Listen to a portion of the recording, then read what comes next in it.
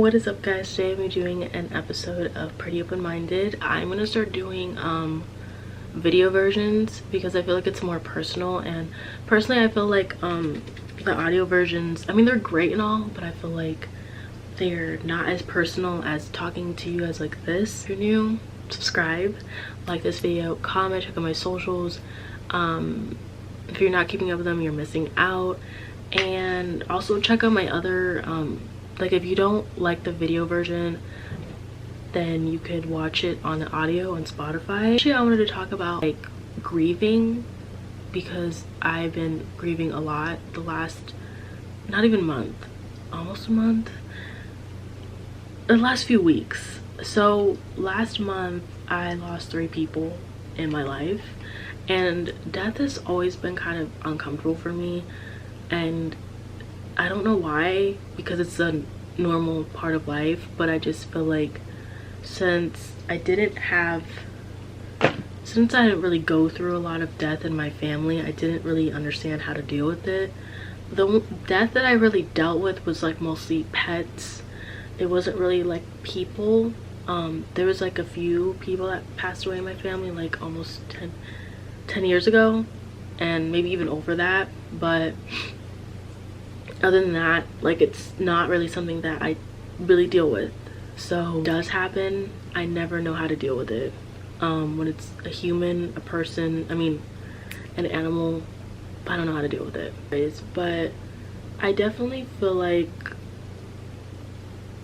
I don't know, when I found out that my step grandma passed away a month ago, I was like really upset for a few reasons. One of the reasons being that I just met her like 7 months ago, and the whole story about that is kind of crazy in itself, because I think she was kind of hidden in a way from us, because there's times where I have like a lot of identity crisis, because I would like to know about my Puerto Rican and Trinidadian side, and I have to go through my mom's sperm donor to really know, and he was married to her, so that's how we knew about her. But they were married for like, I think 40 years, so their marriage was always toxic. I mean, from what I've heard, what I've learned, like, I don't like to even call him my grandpa because he was never in my life physically, so I just call him by his first name a lot. But I just don't have any like close relations with him. I talked to him probably once in my life, and it just wasn't really like worth it. Like, he was just kind of like my father, a narcissist, everyone is the problem, I'm not the problem type shit. So I didn't really see the point of it, but I still have a lot of identity crisis when it comes to my heritage a lot. And I think the unfortunate part is that I have to probably like do the research on my own. You know, I have to go probably there to the island itself to learn. But I feel like, for one, she was sick, and I feel like wish I could have met her, because if you guys met her, you would understand how like her aura is. I had so much to say about this type of topic, but I don't know, it's still kind of surreal to me because it didn't really, it feel like it just happened. And we didn't talk to her a lot, but there was like maybe like every other month. I think the last time I even talked to her was probably, I don't know, maybe earlier this year or late last year. The last year, I think, yeah, late last year. It had to be late last year when the last time I talked to her, because I was getting ready to leave to hang out with my then boyfriend, and I was leaving to go to a hotel to celebrate our 1-year anniversary. And I was hanging out in my mom's room, and she was talking to her in the closet, and she was like going through old documents and stuff like that. But we were just chilling and talking to each other. So many things that went through my head when I found out that she passed away. Most of it was like wishes, and I hate that I have that because I wish that I got to meet her. Obviously that was like one of the biggest things I wanted to do, and I don't know when it was supposed to be planned, but I just knew that I wanted to do it. And I also wish I had more time with her, because I think it would have helped me kind of help with my identity crisis too. But also, like, she was so sweet that I felt like it was not weird. Like, it would have been weird if I didn't meet her, but I'm glad that I did, because it taught me that there is nice people on his side of the family. So there was that. But yeah, I wish there was a lot more I could have said. I wish I could have talked to her more. It's kind of crazy that my mom and I met her kind of like around the same time. Like, she knew her since she was a baby, but she didn't remember her. That was the thing. She didn't really remember her because she was so small. So she basically re-met her the time that I met her, which was 7 months ago. So I don't even remember how they even started talking initially, to be honest with you. I wish I could remember what initially made them start FaceTiming and stuff like that. But I'm not gonna lie, like, it was kind of sad seeing her upset whenever she would miss her husband and stuff like that. But I just wish that, like, people treated her better, and that there's just so many things I just have going through my mind. I do want to get a tattoo in remembrance of her, even though I didn't, like, I consider her my grandma as well. Even though, like, I didn't know her for very long, I consider her that too. Consider her as my grandma as well. But I don't know, I think I wanted to get a flower of some sort of her birth month, maybe right here. Oh, that would be so cute. Oh my god, that would be so cute. And personally, I like arm tattoos because I could see them, and I like looking at them when I'm like feeling down or something.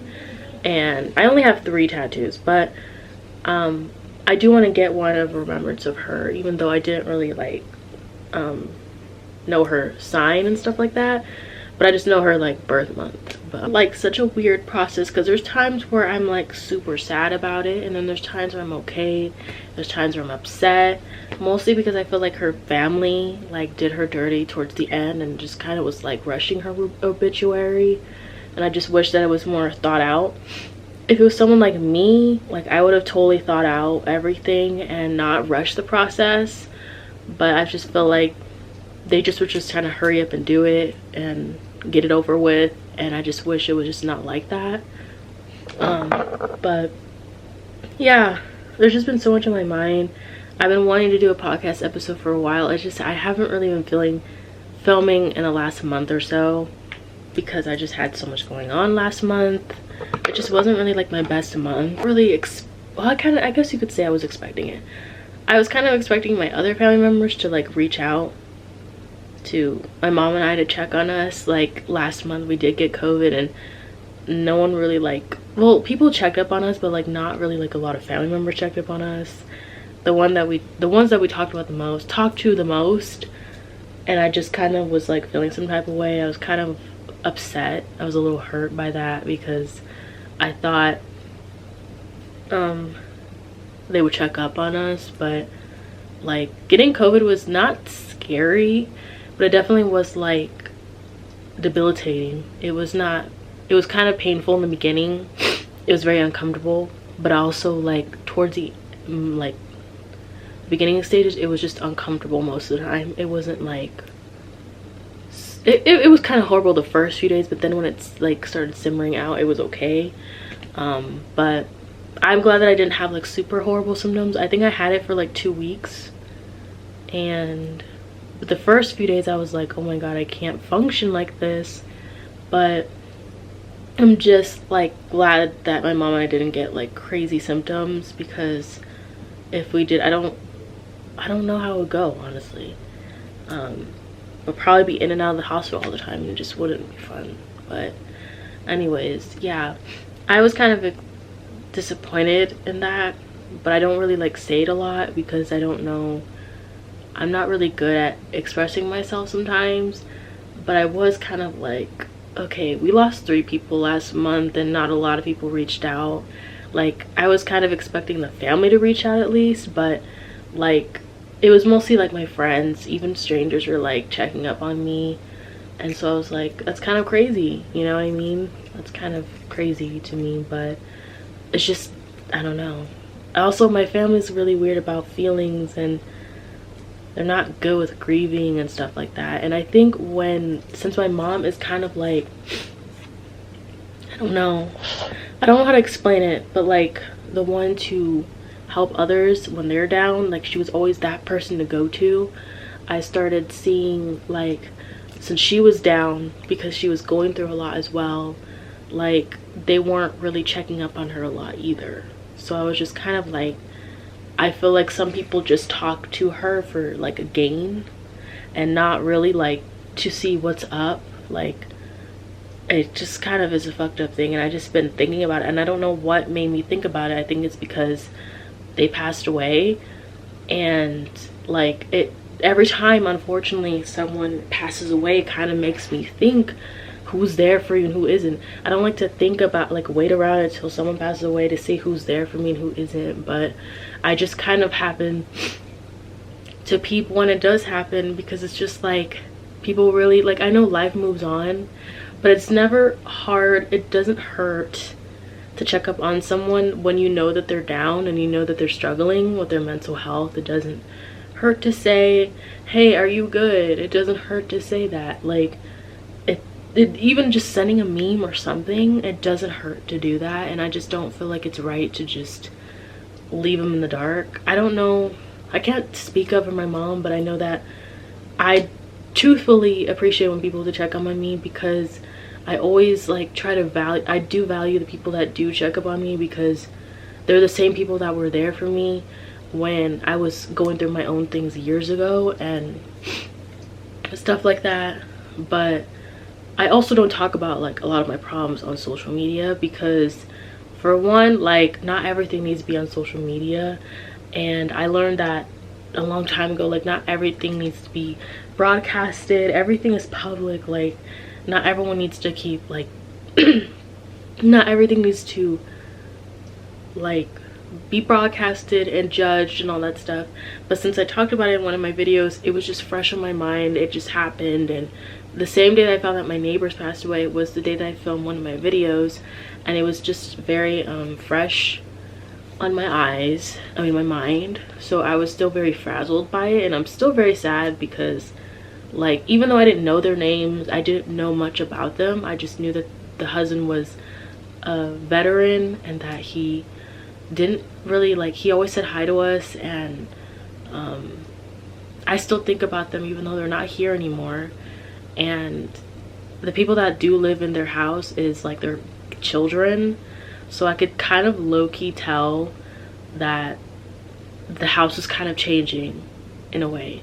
I know that their house is like belongs to them when they pass, but they passed in such a horrific way, and it's so traumatic to think about. Like, there's constantly car accidents here, but the thing is, I never knew the people that die in car accidents. I have sympathy for the families, I have sympathy for the kids if they have kids, everyone involved that is a victim to that.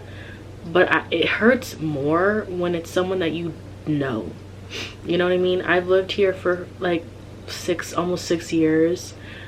Well, actually 6 years. And they've lived here probably longer than us, because they have the older model of the house.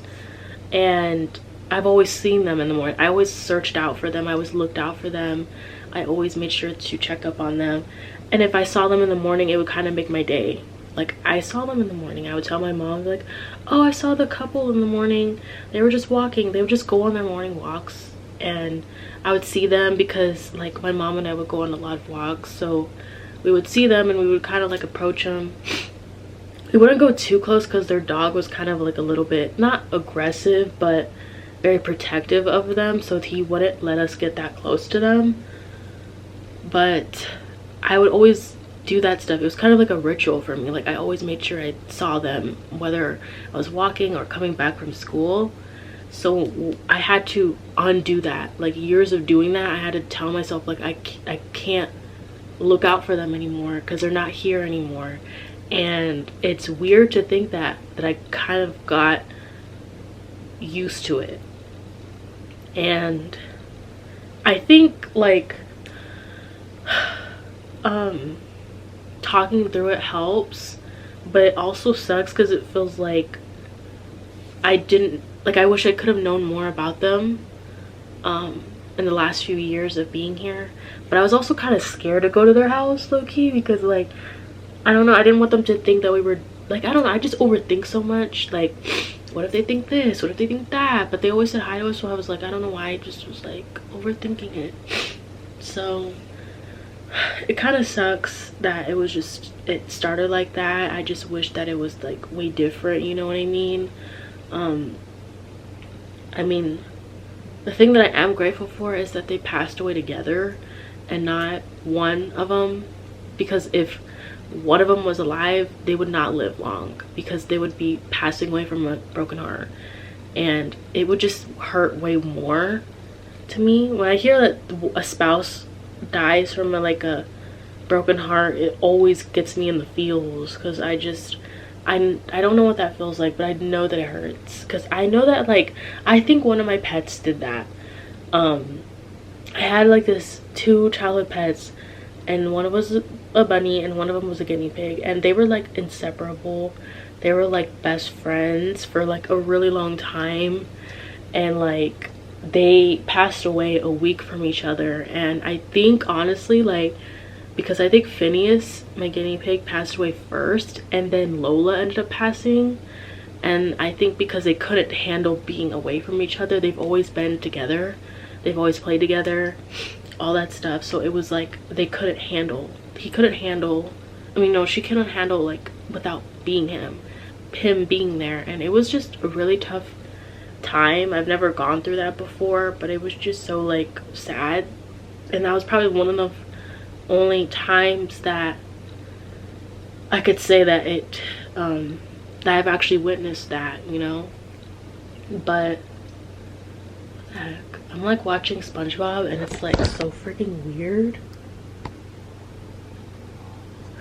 It's like one of the older seasons. I don't really want to watch like the newer seasons because I heard that it was really crappy. But I just feel like I needed an outlet. I talked about it a little bit on my main channel, but I didn't really go like that much in depth, and also I don't really bring it up a lot to people that it still hurts. So confused, honestly. Like, it sucked that I still had to go to school even though I was going through all that. And the 1 week I didn't look out for them, they passed away. Like, it was just kind of like insane to me because I did it ritualistically. I constantly did it, and I did it because they were older. They were like in their late 80s, and I just always was making sure that they were always safe, even though they had cameras, even though they probably had like, you know, a Glock. But I was just like, they were just really nice to us, so I didn't want to like, I wanted to return the favor. So I was kind of, they probably didn't even know I was doing that. But anyways, it just sucks because I just keep having flashbacks a lot, and I have flashbacks of them like just watering their plants and stuff, and I have to like remember like that I won't be seeing that either. And so now I'm seeing kids running in and out of that house, and it's a really weird thing. Like, it's so weird. I've never seen anyone outside of their family go in that house, and it's just weird. It's just such a weird time. And the fact that they're the first house when you come into my neighborhood, it makes it like harder, because it's like if it was tucked in a way I wouldn't have to like pay attention to it, but since I see it when I leave, it's like right there in eyes view, and it's just the first thing I always look at. And yeah, it's just a lot. But I think I'm gonna end it here. That was a lot, but I feel like it was good to get that off my chest. Honestly, it was kind of therapeutic. I hope you guys enjoyed this episode. Make sure you check out my Spotify, and make sure you subscribe to this channel because I'm gonna be posting both things on my Spotify and on here. And I need to figure out how to post on Apple Podcasts because I think that would be cool too. I'm trying to get this shit everywhere, honestly, everywhere, because honestly, this was I feel like podcasting is kind of therapeutic for me. So, and this was something I've always wanted to do, but I was just always kind of scared to do it, to be honest with you. But I hope you guys enjoyed. Make sure you check out my other videos if you haven't already. I mean, my episodes if you haven't already on Spotify. And I'll see you guys in my next episode. Bye, guys.